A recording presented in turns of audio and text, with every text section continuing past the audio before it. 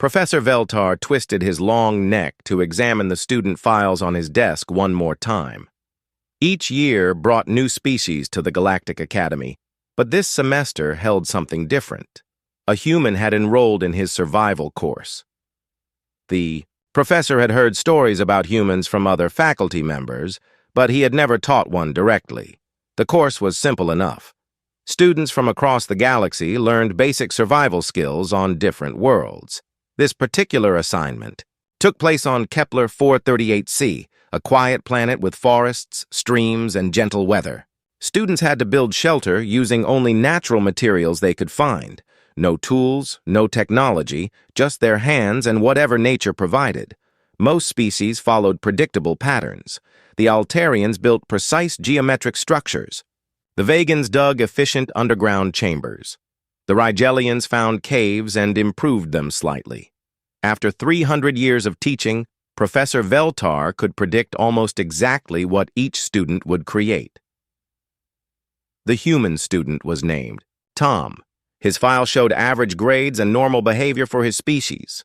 Humans were still new to galactic society, having discovered faster-than-light travel only recently.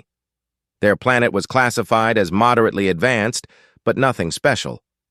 Tom looked ordinary, too. Brown hair, average height, and the strange human habit of showing teeth when happy. During the pre-mission briefing, Tom asked more questions than usual. He wanted to know about soil types, weather patterns, and what plants grew on the planet.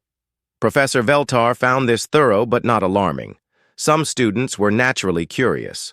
Remember, the professor told his class, this exercise tests your basic survival abilities. You need shelter that keeps you dry and safe. Simple protection from weather is all we expect. Do not try to build anything complicated. The other students nodded and took notes. Tom just smiled and said he understood. Professor Veltar had supervised thousands of these exercises. Students were dropped on the planet with only basic clothes. They had 72 hours to build shelter and survive. Monitoring drones watched, from a distance to ensure safety, but students worked alone. The exercise was designed to be challenging but not dangerous.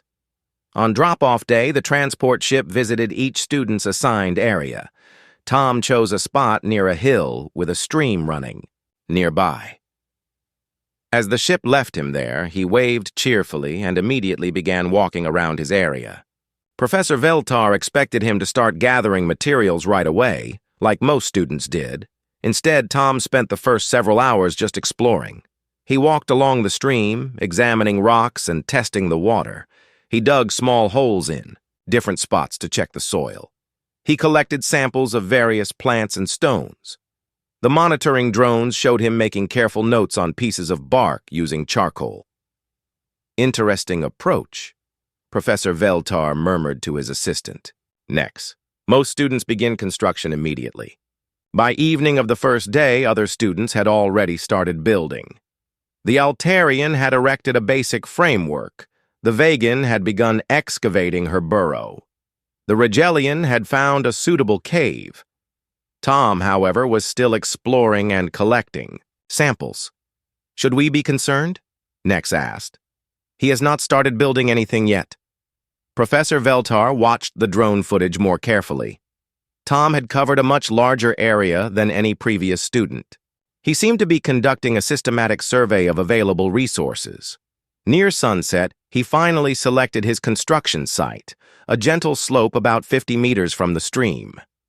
He appears to be treating this like a scientific expedition, the professor observed. Very methodical.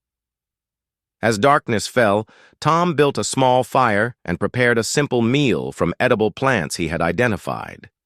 He spent the evening sketching diagrams on flat stones using pieces of charcoal. The thermal imaging showed him working late into the night, still planning rather than building. On the second day, Tom finally began construction, but his approach was unlike anything Professor Veltar had seen before.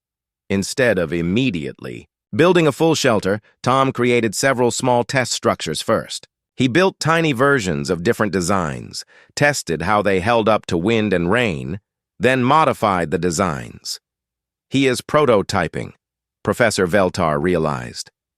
This human is engineering his shelter instead of just building it.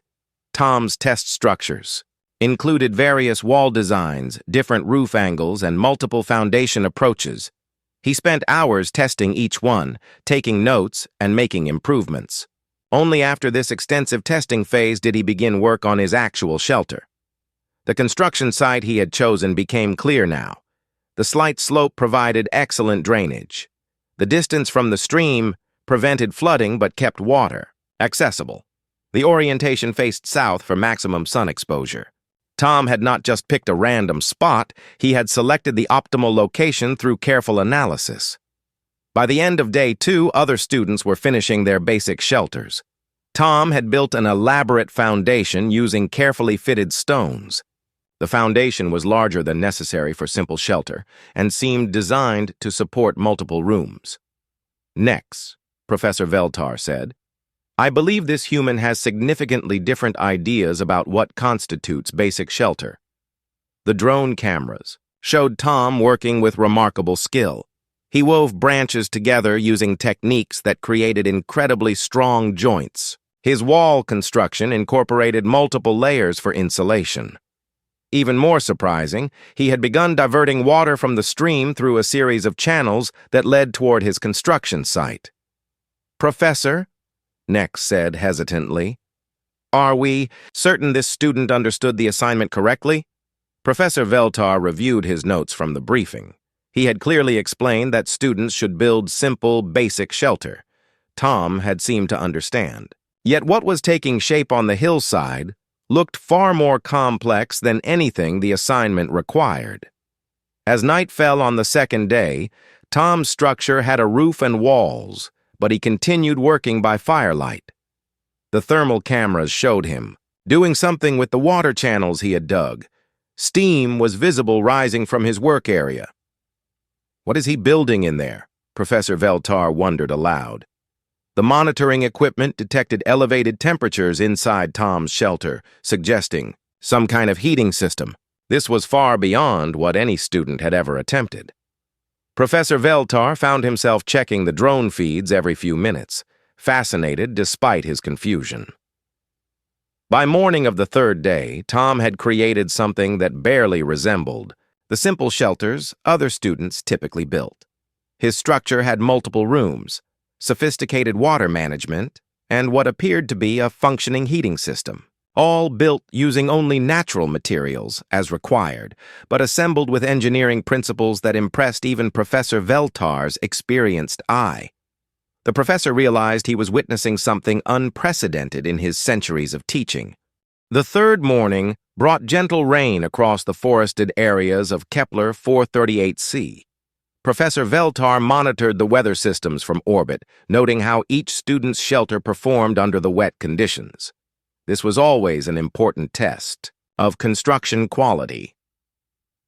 The Altarian student Kix had built a perfectly adequate lean-to structure.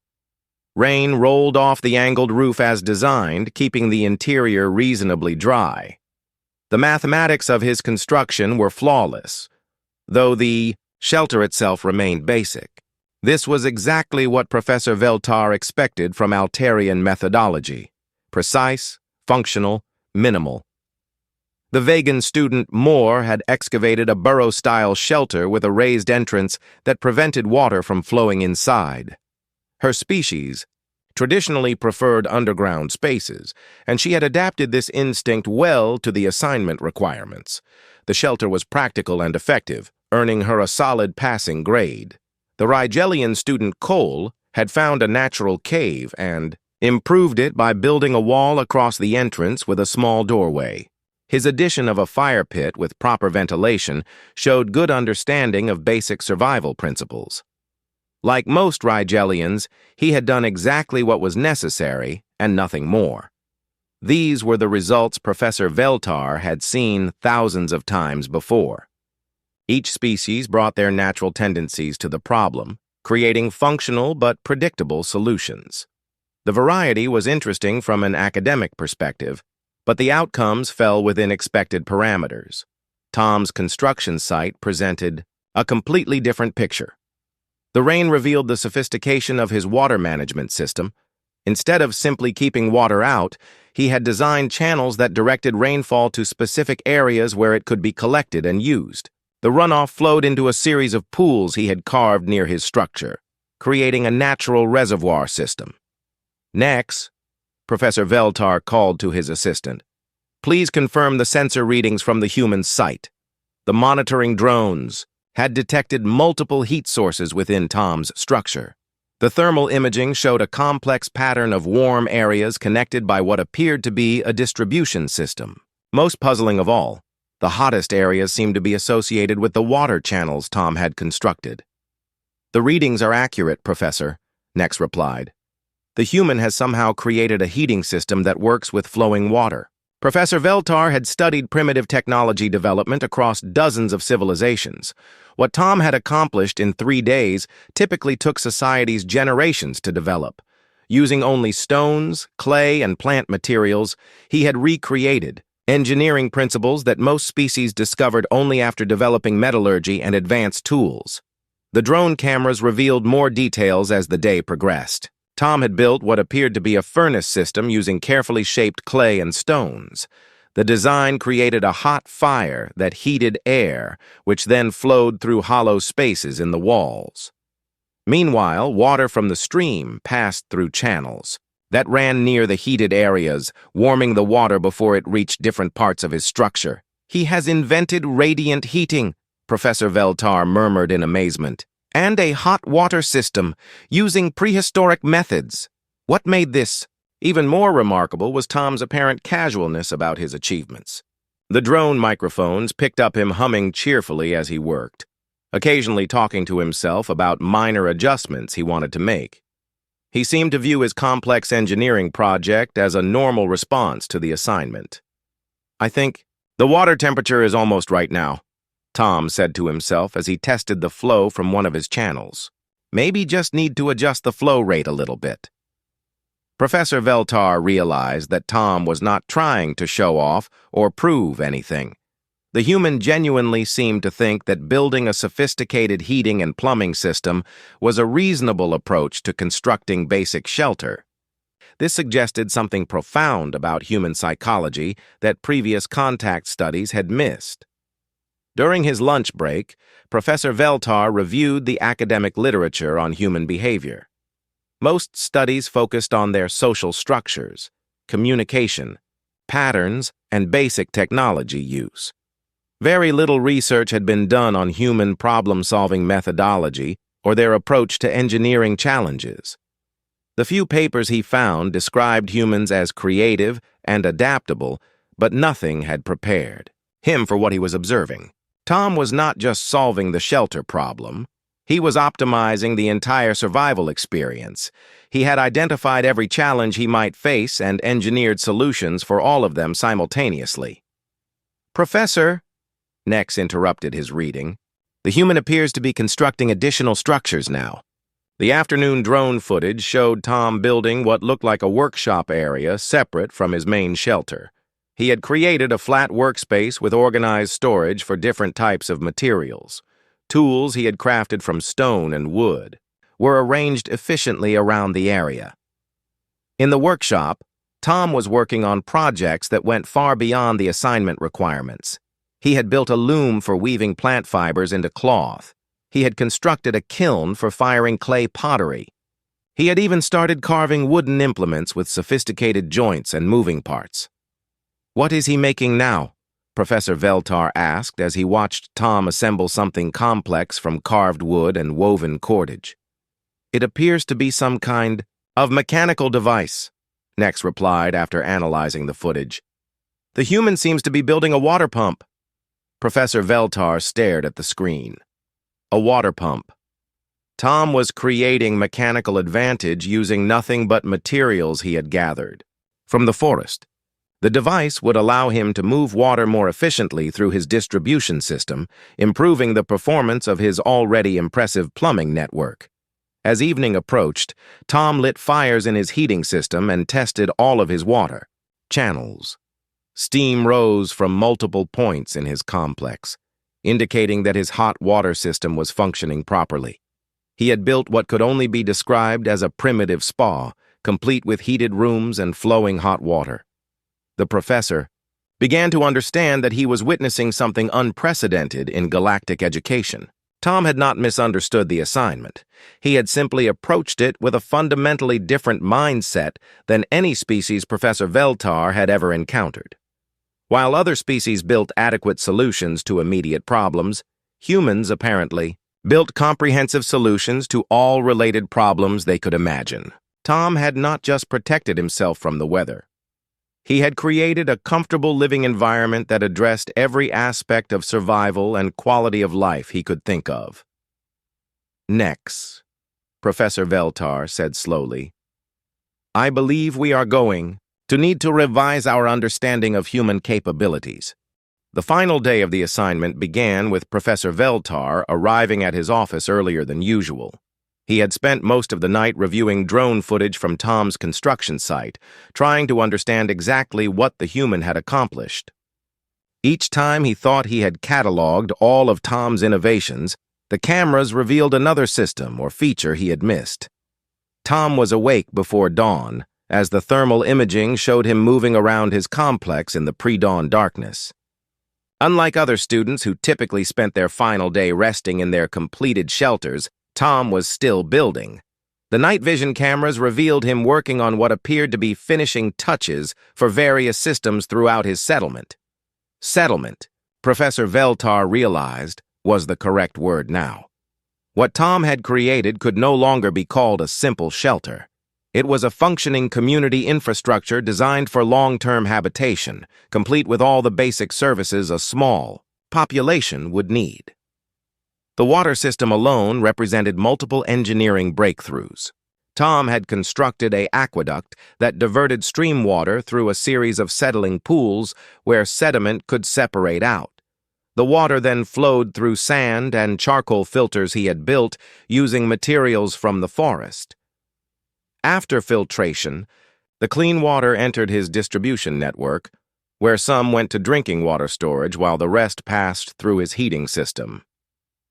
Next, Professor Veltar said as his assistant arrived, have you completed the analysis of the humans' construction techniques? Yes, Professor, Nex replied, consulting his datapad. The structural engineering principles are remarkably advanced. He has used load-bearing designs that distribute weight more efficiently than structures built by some spacefaring civilizations. The joints in his wooden framework use mechanical advantage in ways that increase strength by factors we are still calculating. Professor Veltar nodded grimly. Tom's carpentry work showed understanding of engineering principles that most species developed only after centuries of technological advancement. Yet he had figured out these techniques in a matter of days, using only primitive tools he had made himself. The thermal regulation system was equally impressive. Tom had created a network of air channels within his walls that circulated heated air throughout his complex. The system maintained comfortable temperatures in all rooms while using minimal fuel. He had essentially invented central heating using Stone Age technology, but the hot water system remained the most remarkable achievement. Tom had built a furnace that heated water flowing through carefully constructed channels. The heated water circulated through his complex, providing warmth and flowing to various locations where it could be used. At the end of the system, the cooling water returned to the stream, creating a closed loop that had minimal environmental impact. Professor? Nex said hesitantly. The human appears to have built something new overnight. The morning drone footage revealed Tom's latest project. He had constructed what could only be described as a bathing facility. Using heated stones and flowing hot water, he had created a room specifically designed for washing. Steam rose from the enclosed space as Tom tested the water temperature and adjusted the flow rates. He built a shower, Professor Veltar said in amazement. The human built a functioning shower with temperature control. The shower facility demonstrated Tom's attention to both functionality and comfort. He had created a raised platform for standing with drainage channels that carried used water away from the bathing area. The water flow could be controlled by adjusting wooden valves he had carved. The temperature was regulated by mixing heated water with cooler water from a separate channel. Most remarkable of all, Tom had built the entire system using only materials he had gathered from the immediate area.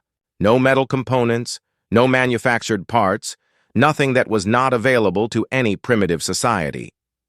Yet the result was a bathing facility that would have been impressive even in an advanced civilization. As the day progressed, Tom continued making improvements to his complex. He built furniture for his living areas, using joinery techniques that required no nails or binding materials. He constructed storage systems that kept food and materials organized and protected. He even built a primitive but effective communication system using hollow wooden tubes that carried sound between different rooms. The drone cameras captured Tom testing each system and making final adjustments. He seemed particularly pleased with his shower facility, spending considerable time fine-tuning the water temperature and pressure. The thermal imaging showed him actually using the shower, with steam rising around him as hot water flowed over his body.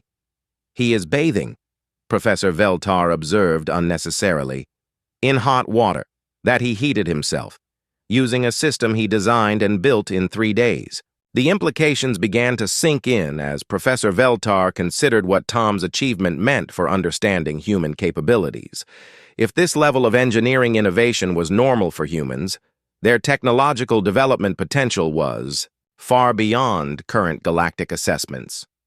They were not just adaptable, they were natural engineers who approached every challenge as an optimization problem. Tom's methodology had been consistent throughout the exercise. He did not just solve the immediate problem of shelter, he identified every related challenge and built comprehensive solutions. He had considered comfort, efficiency, sustainability, and expandability in his designs. His complex could easily support additional residents and could be expanded with more workshops, living spaces, and facilities. "Professor?" Nex said, checking the pickup schedule. "The retrieval shuttle will arrive in a few hours. Should we prepare the standard post-exercise evaluation forms?" Professor Veltar looked at the drone footage showing Tom's complex in full operation. Steam rose from the bathing facility. Water flowed efficiently through the distribution network. The heating system maintained comfortable temperatures throughout the structure. The workshop area was organized and fully functional for continued construction projects. "I do not think our standard forms are adequate for evaluating what the human has accomplished," Professor Veltar admitted. "We may need to develop entirely new assessment criteria." As afternoon approached, Tom began what appeared to be a comprehensive systems check of his entire complex. He tested water flow rates, checked the heating distribution, verified structural stability, and made minor adjustments to various components. His approach was methodical and thorough, like an engineer conducting final quality assurance on a major construction project. The other students had spent their final day resting and waiting for pickup. Tom was conducting preventive maintenance on a sophisticated infrastructure he had designed and built from scratch. The contrast could not have been more striking. Professor Veltar realized he was about to retrieve a human who had accidentally demonstrated engineering capabilities that would revolutionize galactic understanding of his species' potential. The retrieval shuttle touched down in a clearing about half a kilometer from Tom's construction site. Professor Veltar had decided to conduct the pickup personally rather than sending his usual graduate student team. After 3 days of watching unprecedented engineering achievements unfold through drone cameras, he needed to see Tom's work firsthand. The walk through the forest revealed additional surprises. Tom had not limited his construction to the main site. Along the path between his complex and the landing area, he had built small improvements to the natural trail. Fallen logs had been moved to create better walking surfaces. Natural drainage had been improved to prevent muddy conditions. He had even constructed a simple bridge over a small ravine using woven branches that were both beautiful and structurally sound. "The human has been landscaping," Professor Veltar murmured to himself. He improved the entire area around his construction site. When the complex came into view, Professor Veltar stopped walking and simply stared. The drone footage had not adequately conveyed the scale and sophistication of what Tom had built. The main structure rose from the hillside like a natural extension of the landscape, its organic curves and earth-tone materials blending seamlessly with the forest environment. Multiple buildings connected by covered walkways created a compound that could have housed a small community. Gardens of edible and useful plants had been established near the buildings. A sophisticated network of water channels flowed throughout the site, creating both functional systems and pleasing water features that enhanced the aesthetic appeal of the entire complex. "Professor Veltar!" Tom's cheerful voice called from near the main building. "Perfect timing! I just finished the final adjustments to the heating system." Tom emerged from what appeared to be a workshop area, carrying a wooden tool he had carved from local materials. He looked relaxed and pleased with his work, showing no signs of the exhaustion that typically characterized students at the end of the survival exercise. "Student Tom," Professor Veltar said carefully, "could you explain what you have constructed here?" "Just the basic shelter assignment," Tom replied with his characteristic smile. "Though I figured since I had to build something anyway, might as well make it comfortable and efficient. Would you like a tour?" Professor Veltar nodded, not trusting himself to speak. Tom's casual description of his remarkable achievement as basic shelter revealed something profound about human psychology. What would Tom consider an advanced construction project? The tour began with the main living area, which featured multiple rooms for different functions. Tom had created separate spaces for sleeping, food preparation, and tool crafting, each optimized for its specific purpose. The sleeping area included raised beds with woven mattresses that provided comfort while keeping occupants off the cold ground. The food preparation area contained a sophisticated cooking system with multiple fire chambers for different types of food processing. Tom had built ovens for baking, grills for roasting, and even a smoking chamber for preserving meat. Clay vessels he had shaped and fired provided storage for water and food supplies. "I tested different clay mixtures until I found one that fired properly," Tom explained as he showed off his pottery. "The local clay has good properties, but it needs the right tempering materials to prevent cracking." Professor Veltar examined the pottery with growing amazement. Tom had not just learned to make clay vessels, he had developed ceramic technology from first principles, experimenting with different formulations until he achieved professional quality results. The workshop area revealed the full extent of Tom's innovation. He had built a complete set of tools for working with wood, stone, clay, and plant materials, lathes for shaping wooden components, jigs for creating consistent joints, and measuring devices for ensuring accuracy in his construction projects. "I needed better tools to build the more complex components," Tom explained. "So I spent some time developing a basic tool set. Once I had decent equipment, the construction work went much faster." The casual way Tom described developing an entire tool-making industry to support his construction project left Professor Veltar speechless. Most civilizations took centuries to develop such comprehensive tool-making capabilities. The water system tour revealed even more impressive innovations. Tom had built settling tanks, filtration systems, and distribution networks that would have been remarkable even for an advanced civilization. The heating system used principles of thermodynamics that some spacefaring species had not yet discovered. "And this," Tom said, gesturing proudly toward a small enclosed building, "is the bathing facility. Took some experimentation to get the water temperature control working properly, but I think I have a pretty good system now." Professor Veltar entered the bathing facility and found himself in what could only be described as a primitive but fully functional spa. Hot water flowed from wooden spigots that Tom had carved with remarkable precision. The temperature could be adjusted by controlling the mixture of hot and cool water. Steam filled the air, creating a relaxing and comfortable atmosphere. "Tom," Professor Veltar said carefully, "the assignment was to construct basic shelter for survival purposes." "Right," Tom nodded enthusiastically.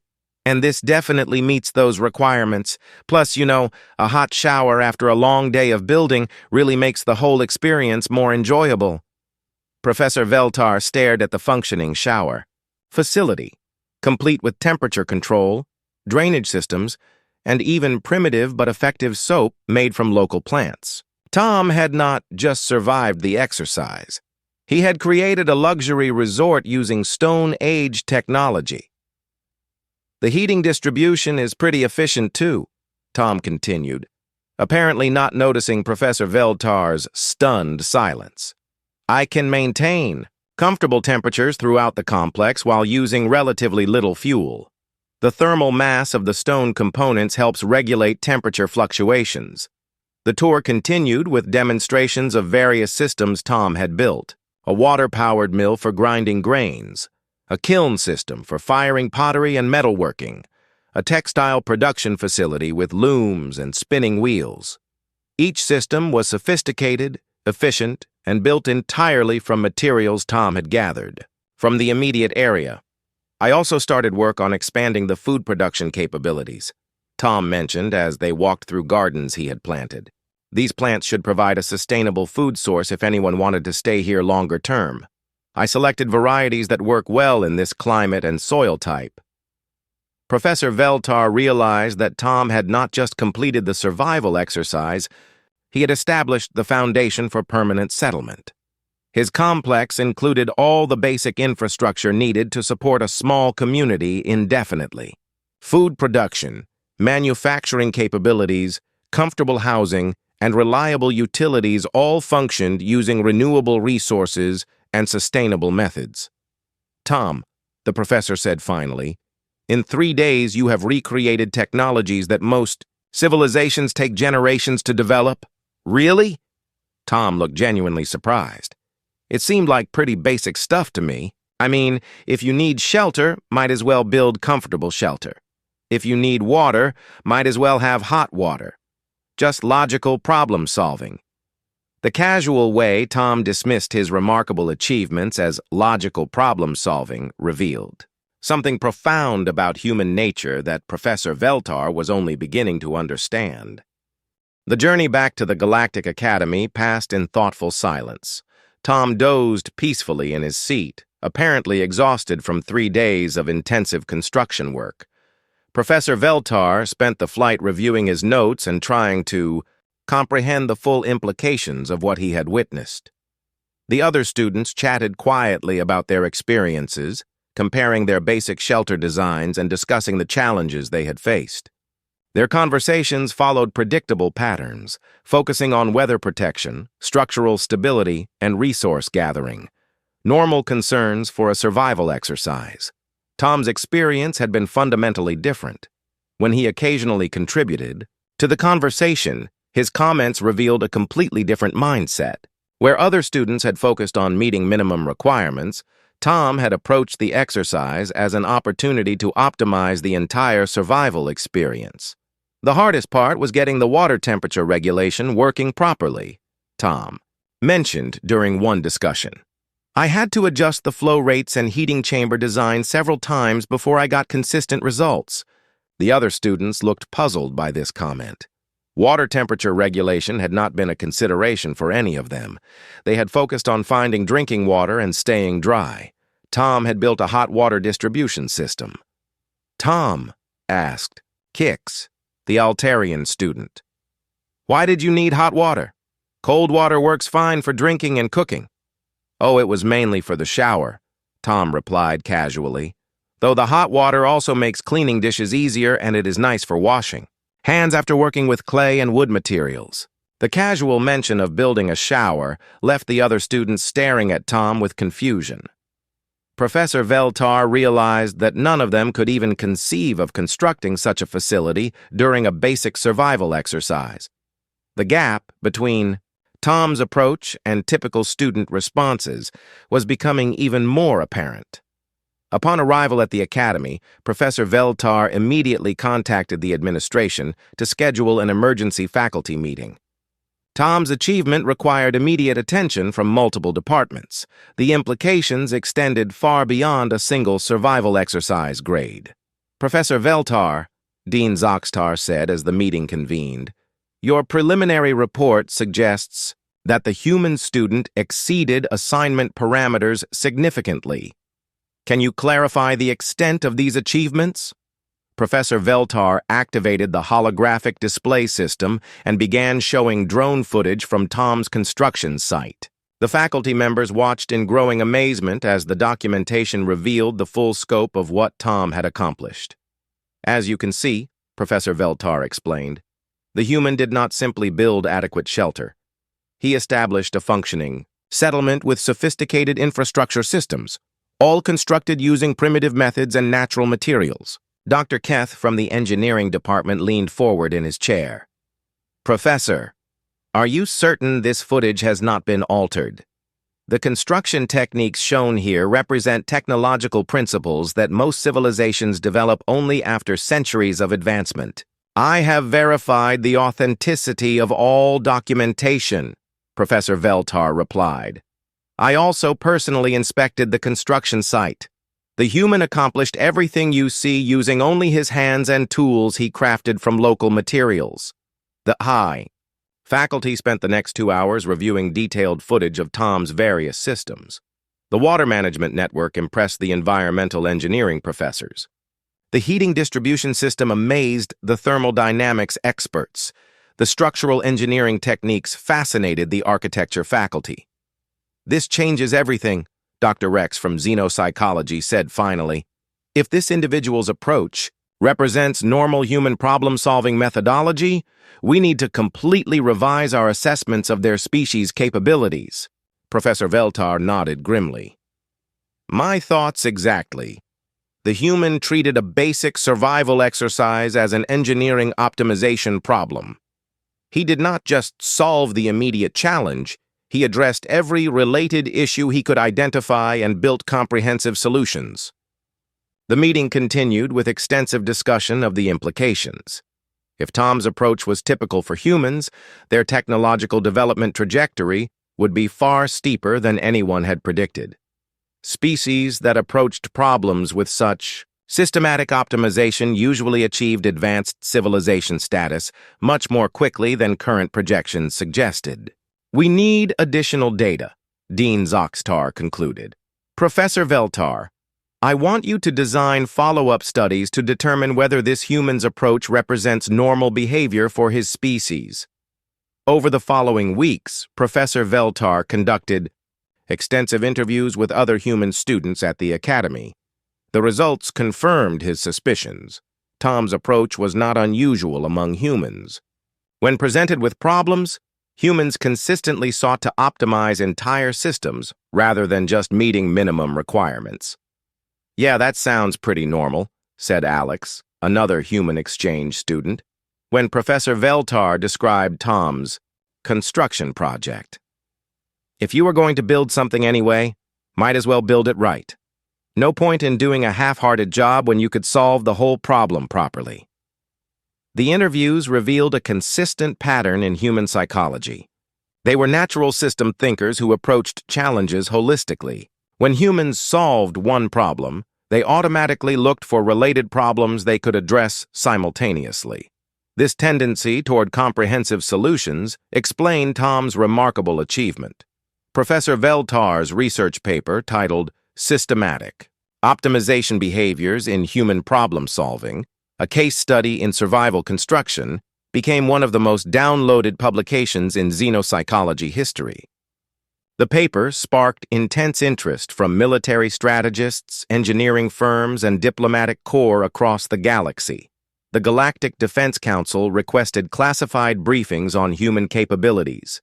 If humans approached military challenges with the same optimization mindset Tom had shown, they could become a formidable force much sooner than anyone had anticipated. Their natural tendency to over-engineer solutions could translate into significant tactical advantages. Trade organizations wanted to understand human manufacturing potential.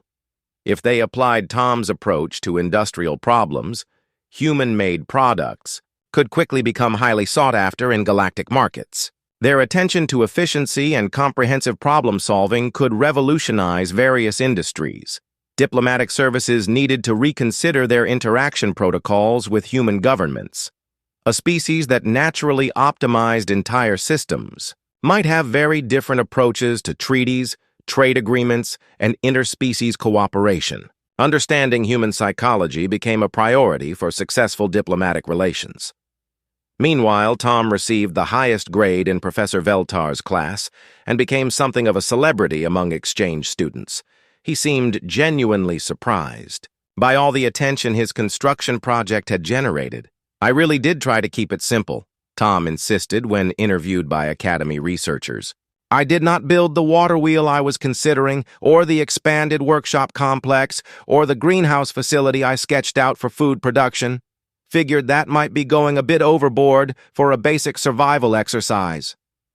Professor Veltar realized with a mixture of awe and concern that what Tom considered going overboard would represent massive technological achievements for most civilizations. The human had apparently restrained himself significantly during the exercise. Follow-up. Drone surveys confirmed that Tom's construction remained fully functional months after the exercise concluded. The heating system continued operating efficiently. The water distribution network showed no signs of degradation. The structural integrity remained excellent despite weather exposure. The facility had become a permanent research site for studying human engineering psychology. Scientists from across the galaxy visited to study Tom's construction techniques and understand the problem-solving methodology that had created such remarkable results. Tom's only regret, he mentioned in later interviews, was not having time to build the hot tub he had been planning for the final day. Professor Veltar decided not to ask for details about that particular project, suspecting it would only further challenge his understanding of human capabilities.